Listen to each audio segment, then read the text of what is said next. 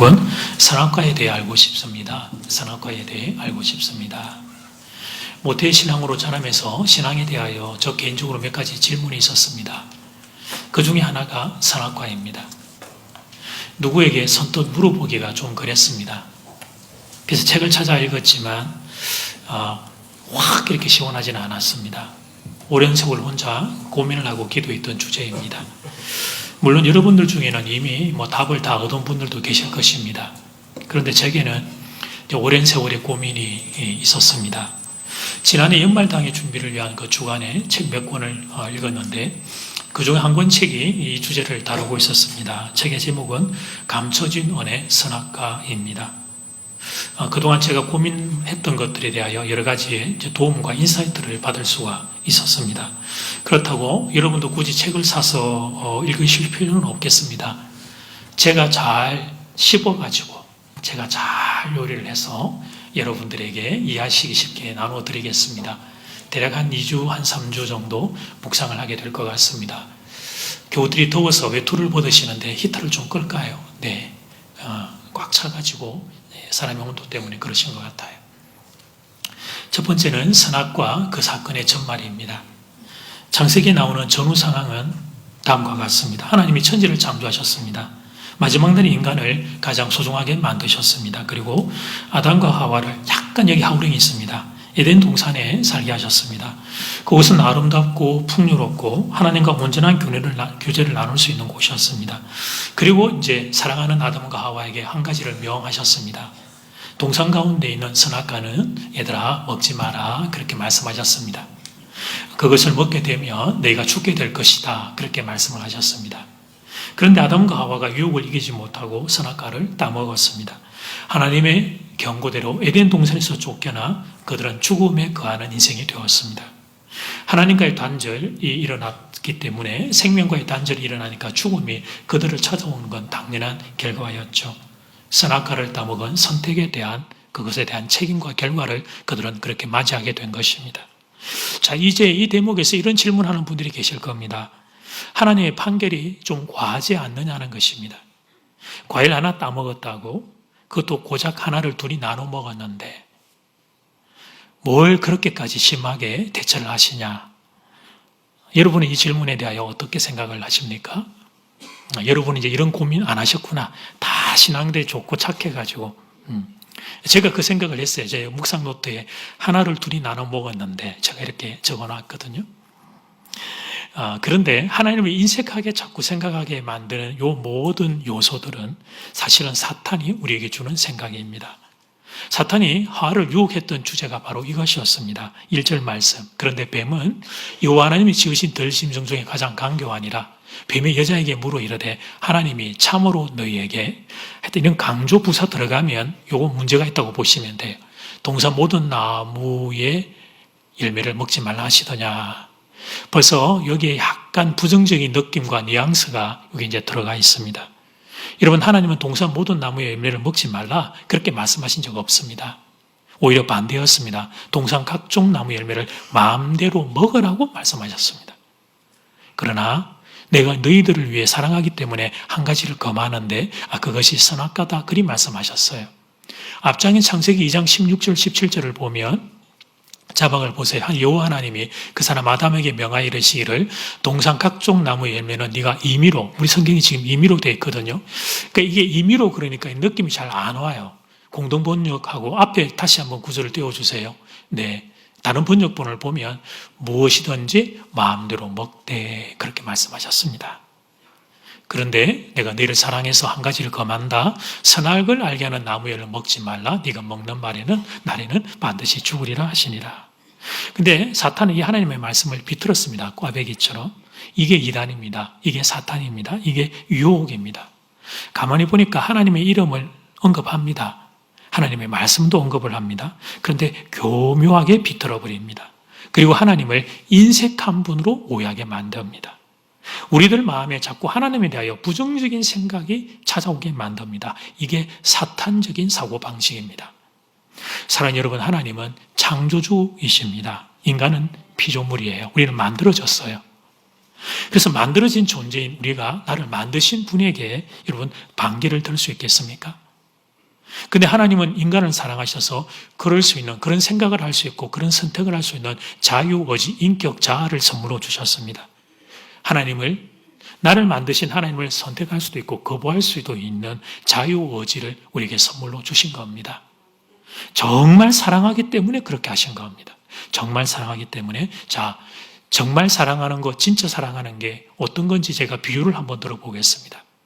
한 남자가 한 여자를 좋아했습니다. 근데 여자는 남자가 싫었습니다. 그래서 남자가 이 여자를 강제로 납치를 했습니다. 그리고 강제로 범했습니다. 사랑하는 여러분, 이게 사랑입니까? 아닙니다. 이것은 성폭력이라고 부르는 것입니다. 사랑은 동의가 되어야 됩니다. 쌍방간의 동의가 될 때 사랑이라고 부르는 것입니다. 이게 진짜 사랑입니다. 하나님은 인간을 사랑하셨습니다. 그래서 사랑의 대상으로 지으셨습니다. 로봇이 아니고. 하나님은 인간을 교제의 대상, 인격과 인격으로의 만남의 대상으로 지으셨습니다. 꼭두가시로 지은 게 아니었습니다. 여러분 보시는 게 꼭두가시 인형입니다. 이렇게 만드신 게 아니란 말이에요. 인간을 사랑하기에, 정말 사랑하기에 자유의지를 지닌 인간으로 만드셨습니다. 그리고 우리의 자유로, 우리의 인격으로 하나님 인격과 함께 정말 진짜 제대로 된 사랑을 함께 나눌 수 있는, 하나님도 사랑하고 우리도 하나님을 사랑할 수 있는 그런 복된 존재로 우리를 만들어주신 겁니다. 그런데 여기서 비극이 발생합니다. 자유의지를 선물 받은 인간이 자기가 신이라고 착각하기 시작한 것입니다.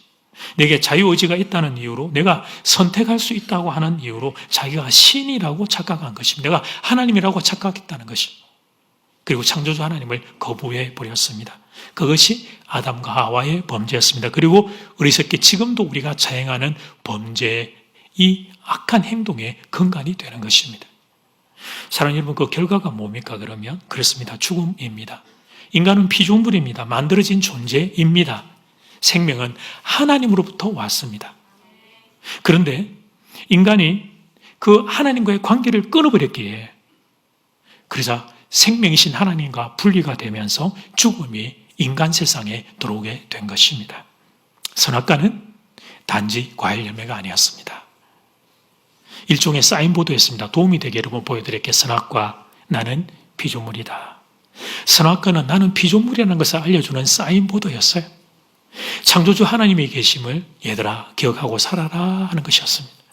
내게 자유의지가 있지만, 내가 마음대로 선택할 수 있는 자아와 인격이 있지만, 그러나 나는 만들어진 존재라는 사실을 기억해라, 이 말씀이었어요.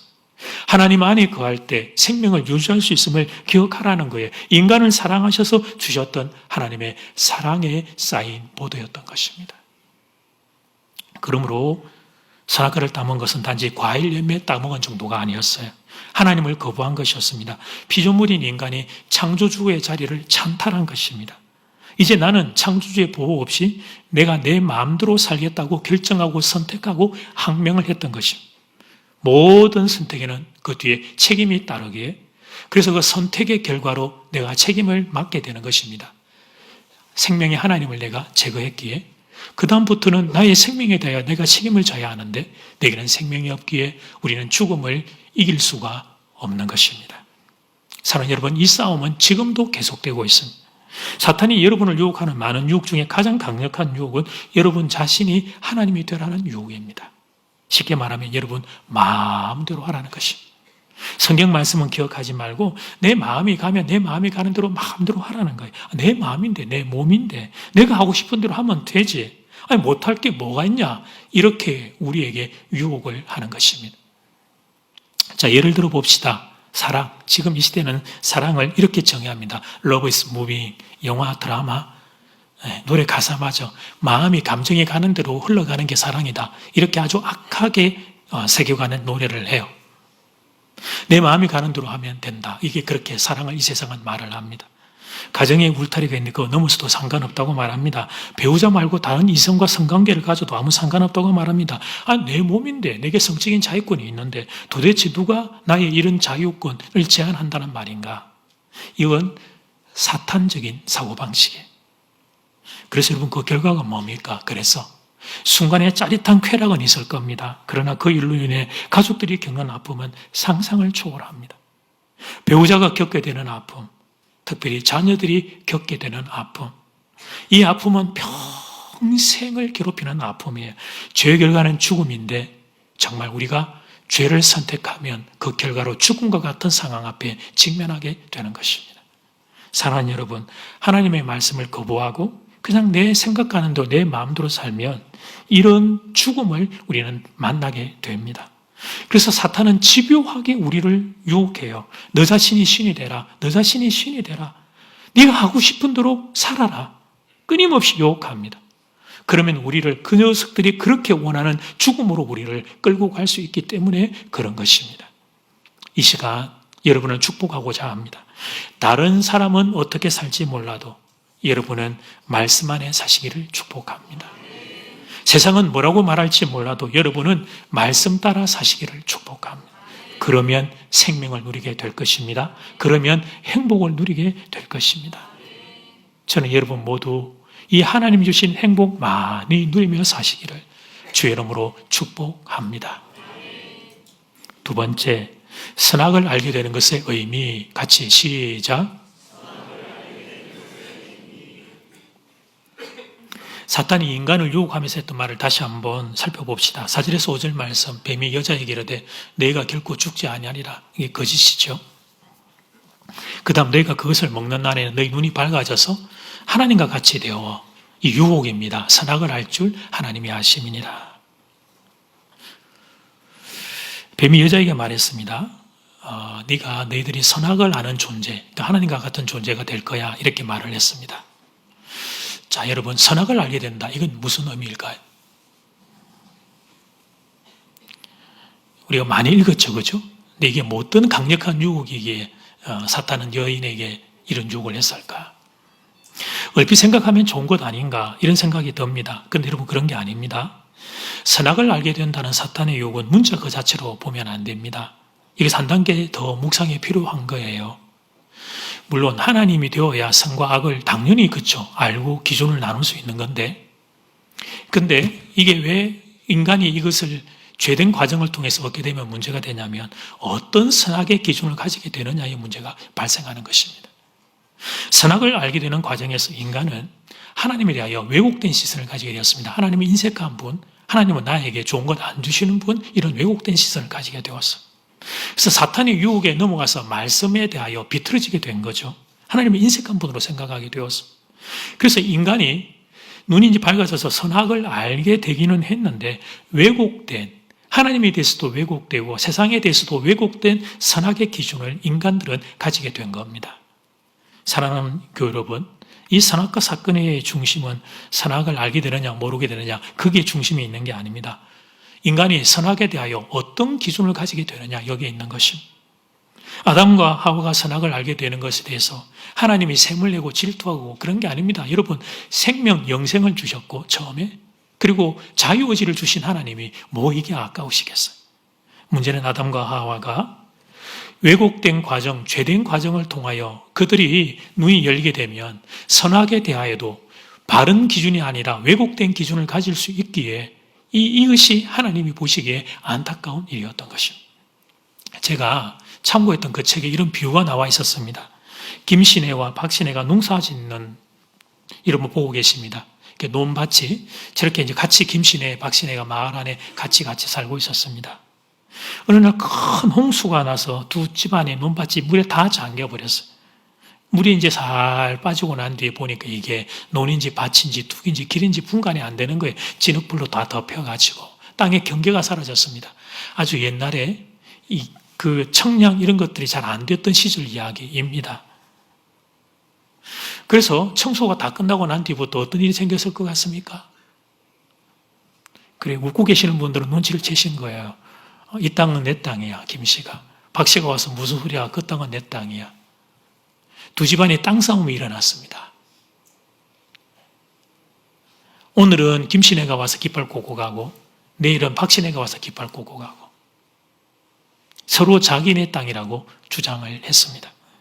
조금이라도 더 자기 땅을 갖겠다는 욕심은 거기서 끝나지 않았습니다. 두 집안에서 끝나지 않고 결국 이 일은 마을 전체 싸움으로 번졌습니다. 그래서 김 씨는 그 이전에 잘 지냈던 분들한테 박 씨 편을 든다고 저 인간 나쁜 인간이라고 말을 해버렸어. 반대로 박 씨도 마을에서 그렇게 친하게 지내던 분이 김 씨 편을 든다고 나쁜 사람이라고 욕을 해버린 겁니다. 그 이전에는 그렇게 평화롭고 화평하고 화목했던 마을이 그날 이후로 전쟁터로 바뀌었다는 이야기가 있습니다.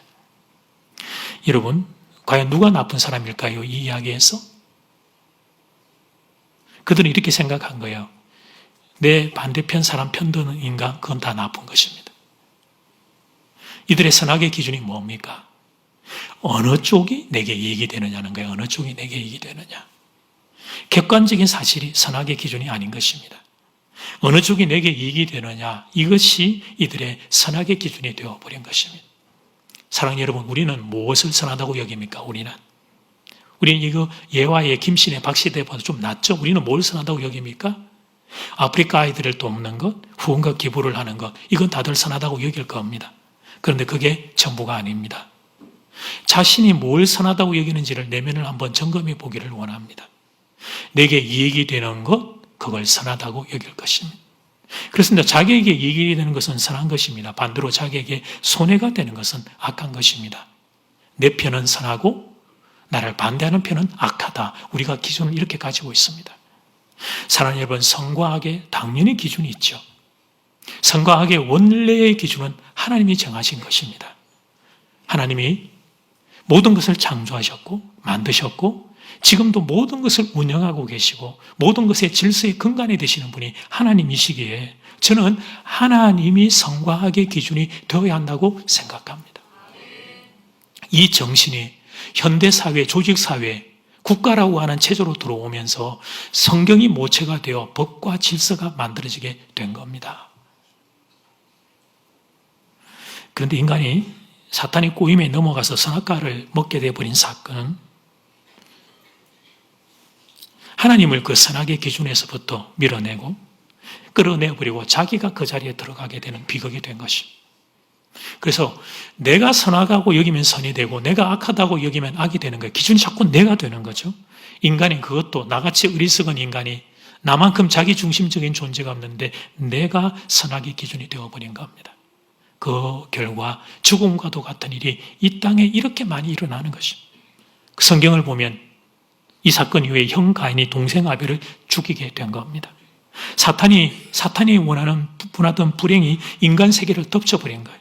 하나님은 인간이 행복하기를 겉으로 원하시는데 그런데 인간이 스스로 자기는 행복을 만들어낼 수 없음에도 불구하고 하나님 주신 행복 걷어차고 하나님을 걷어차 버린 것입니다.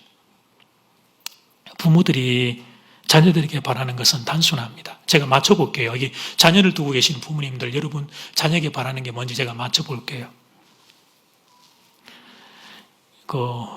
일부 예배에 권사님 한 분은 아시던데 미혼의 따님을 두고 있는 부모님들은 소원이 이걸 거예요. 안종대 목사님 같은 사위가 만나면 좋겠다. 이런 소원을. 여기 두 분 아멘했습니다. 저보다 1000배 만배 좋은 사위를 만나게 될 것입니다. 일부 예배는 한 분 아멘하셨습니다.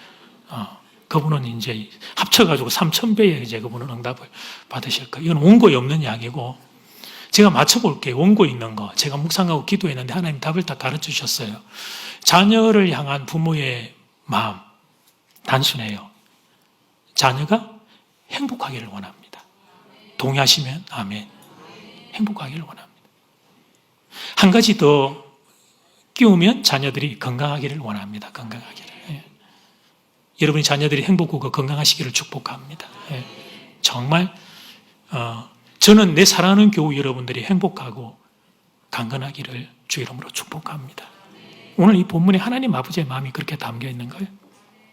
그래서 여러분 부모가 그걸 건강을 원하기 때문에 뭘 합니까? 부모에게 주신 하나님이 주신 특권과 은사가 있잖아요. 리틀 보이스 영어로 하면 콩글리시로 잔소리를 하잖아요. 잔소리를 하거든요. 대표적인 두 개의 잔소리. 1. 인간아 인터넷 게임 좀 그만해라. 인간아 2번 라면 좀 그만 먹어라. 근데 라면은 어쩌면 좋아요. 맛있는 음식입니다. 어제 점심에 교육자들과 함께 점심 식사를 했습니다. 김치 찜인데 참 맛있게 먹었어요. 맛있게 먹었는데 마지막에 라면 사리를 넣어서 먹었습니다. 찌개에 라면 사리는 역시 진리입니다. 제가 나이 관계로 그래서 이제 라면 같은 거 조금 스스로 멀리 하거든요. 건강을 위해서. 어제 도저히 유혹을 이길 수가 없었습니다. 부모님이 두 분 드시는 거 보고 저도 밥사발에 한 젓가락을 했는데 우와 얼마나 맛있는지 한 번 더 할까 말까 한 번 더 할까 말까 고민을 할 정도로. 근데 부모도 알거든요. 라면 맛있는 거. 아니 자녀들이 맛있는 거 먹는데 그런데 그 라면을 자꾸 금지하는 이유는 간단합니다. 자녀들의 건강을 위해서 그러는 거예요. 자녀들 잘 되기를 바라는 마음 때문에 그러는 겁니다. 대부분 자녀들이 부모 마음 압니다. 자녀들, 여러분 부모 속속에도 자녀들이 부모님 여러분이 자기를 사랑하는 거 다 압니다. 아빠 엄마한테 이야기 안 하는데 여러분 자녀들이 저하고 상담하면 다 이야기해요. 아빠 엄마가 자기 좋아하는 거 알고 자기도 아빠 엄마 좋아하는데 내가 왜 그러는지 모르겠다. 그렇게 이야기를 다 해요. 그러니까 이제 실갱이가 막 벌어지죠. 때론 부모가 이기고 때론 자녀가 이기고 또 딜과 협상도 해요. 오늘 먹고 3일 동안 없는 거다. 막 이제 이런 지키지 못할 협상을 하고 하여튼 어쨌든 간에 그런 일들이 생겨요. 그런데 사랑하는 여러분, 이런 자녀가 만약에 있다면, 뭐 이런 자녀는 없지만 만약에 있다면 우리가 이걸 어떻게 하면 좋을까? 아니, 자녀가 부모에게 이야기하는 거예요. 제발 좀 간섭하지 마세요. 내 인생이니까 내가 알아서 할게요. 아니, 음식 먹는 것까지 뭘 이래라 저래라 자꾸 간섭을 하세요. 내 이제 중학생이에요. 나 이제 고등학생이에요. 나 이제 민정 나왔어요. 그러니까 내 몸 정도는 내가 알아서 할 테니까 그만 간섭하세요. 그러면서 막 자기 마음대로 음식을 먹고 12시에 라면을 끓여 먹고 그리고 난 뒤에 채워지지 않는다고 새벽 2시에 삼겹살 구워 먹고 그러고 났더니 약간 늦게 해서 마지막에 또 묵은지 김치와 함께 라면을 한 번 더 잡수시고 막 그런 생활이 한 몇 개월 반복되면 어떻게 될까요? 그렇습니다. 그 결과 그 선택 책임으로 건강의 문제를 만나게 될 겁니다. 그러니까 사랑하는 여러분, 선악과의 사건은 지나가다가 야 저거 맛있어 보인다. 그래서 과일 하나 따먹었던 게 아니란 말이에요.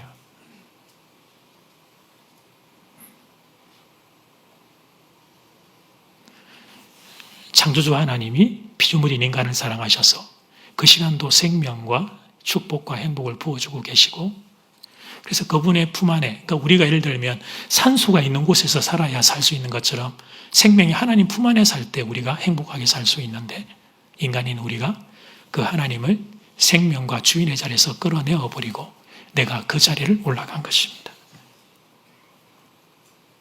내가 모든 것의 기준, 심지어 선악을 판단한다는 것은 모든 것을 판단하는 그 기준을 내가 차지를 해버린 거예요. 이게 사탄의 노림수였죠. 네가 하나님과 같이 될 것이다. 이게 사탄의 유혹이었는데 자아와 자유의지를 가진 인간은 정말 그렇고 되고 싶은 욕망이 숨어 있었던 거죠. 하나님처럼 되고 싶다. 그러니까 딱 연합해서 반응하고 하나님을 끌어내리고 자기가 하나님 자리에 올라가 버린 것입니다.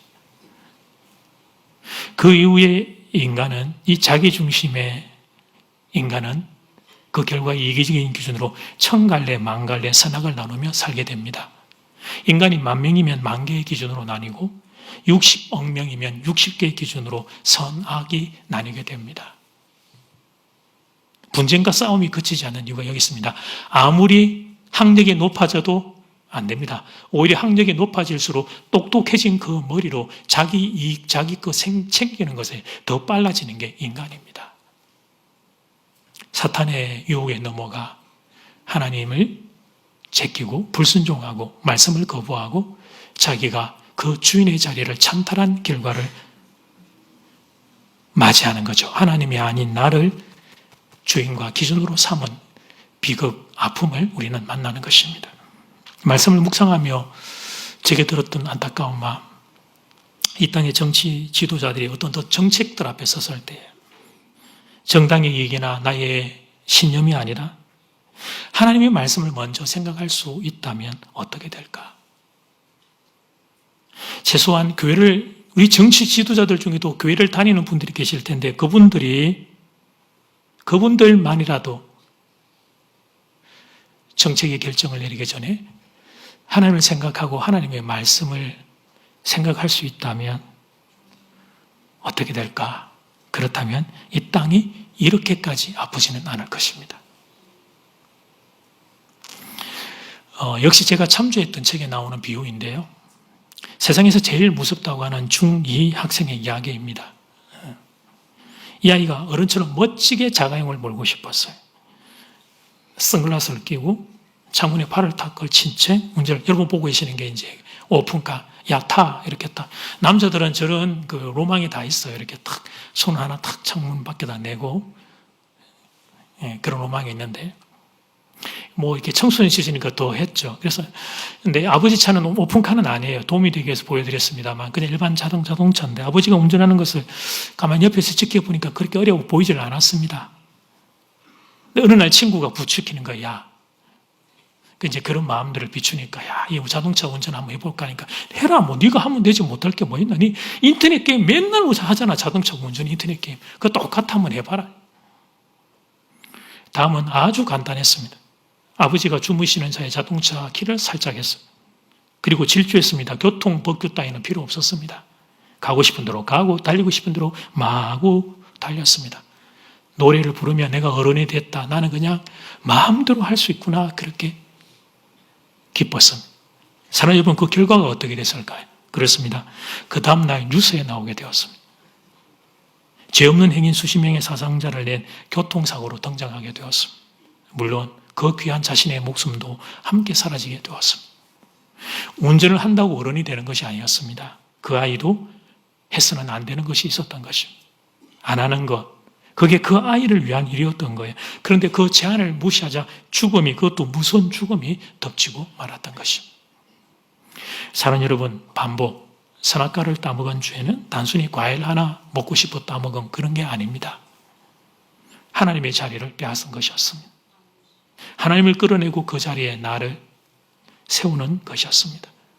물론 자유의지를 주셨기 때문에 인간은 어느 쪽으로든 선택할 수 있기는 했지만 어리석고 미련하게 생명의 선택이 아니라 죽음의 선택을 했던 것이고, 그 결과 인간은 죽음을 마주할 수밖에 없었던 것입니다.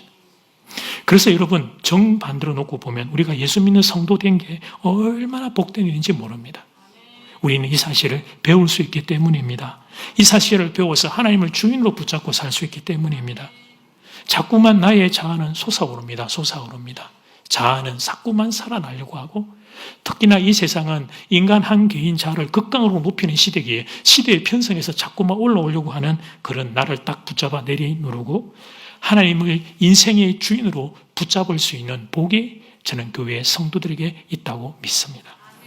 그래서 이 교회를 다니는 성도들, 특별히 이 말씀을 삶의 기준으로 붙잡고 살려고 몸부림치고 애쓰는 성도들에게는 행복이 흐르게 되는 것입니다. 행복이.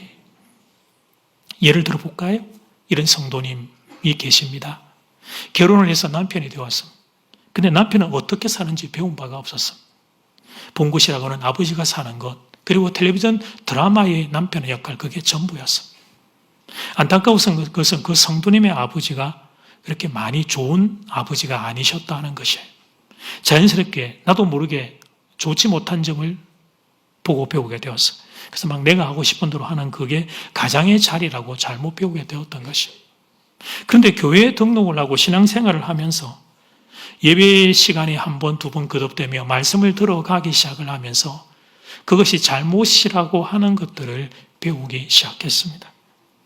남편의 자리가 내 마음대로 사는 것이 아니구나. 이걸 말씀을 들으면서 배우기 시작한 거예요. 말씀을 듣는데 성령께서 자꾸 그 부분을 터치하십니다. 터치하십니다. 그런데 인정하기가 싫어요. 내 결혼 살아온 그 세월을 다 번복해야 된다는 거. 그거 내가 잘못이라고 하는 걸 인정해야 되는 게 싫고, 그 다음은 그래서 내가 내 삶이 바뀌어져야 한다는 건 더 용기가 필요한 일이어서 밀어내었지만 성령께서 말씀을 가지고 나를 찾아오셔서 만지실 때 말씀 앞에 무릎을 꿇기 시작했습니다. 그때부터 이 성도님이 바뀌기 시작합니다. 자기가 아니라 말씀을 기준으로 살기 위한 변화가, 아주 영광스러운 변화가 일어나게 된 거예요. 그래서 가족에게 생전 처음 따뜻하게 말을 한번 해본 거예요. 하고 나니까 막 본인이 막 가족들도 막 깜짝 놀라고 우리 아버지가 왜 저러시나? 어떤 의사결정에 고집을 피우지 않고 목소리를 낮추고 가족의 이야기를 듣기 위해 노력하고 경청하기 위한 노력들이 한 걸음 두 걸음 열려가기 시작한 겁니다. 그러면서 그 가정에 행복이 찾아왔습니다. 그 가정에 웃음이 번지기 시작했습니다. 더 나아가 자녀들이 교회를 따라 나오기 시작했습니다. 우리 아버지를 저렇게 변화시킨 예수님은 도대체 어떤 분이실까? 나도 그 예수님 한번 만나보고 싶다. 그러면서 방황하는 자녀들이 마음을 잡기 시작했습니다. 기적과도 같은 일이 그 가정에 일어나게 된 것이었습니다. 이 이야기는 한 남편 부모의 이야기만 아닙니다. 사랑하는 교우들이여, 아내의 아름다운 변화 때문에 남편이 행복해지기를 축복합니다. 자녀 여러분의 아름다운 변화 때문에 부모님들이 행복해지기를 축복합니다. 말씀을 따라 우리가 바뀔 때 일어나는 놀라운 선물, 내가 거하는 가정이 행복한 가정으로 바뀌게 되는 것입니다. 사랑하는 여러분, 저는 여러분을 이 행복의 자리로 초청하려고 합니다. 죽음이 아니라 생명의 자리로 초청하려고 합니다. 하나님을 인생의 주인으로 모셔드리십시오. 내가 아니라 내가 하고 싶은 대로가 아니라 성경의 말씀을 선악의 기준으로 붙잡아 보십시오. 그러면 여러분의 삶에 행복이 찾아오게 될 것입니다. 하나님이 주시는 깊은 행복이 여러분의 삶 가운데 번져가게 될 것입니다. 그런 은혜 가득하기를 주의 이름으로 축복합니다.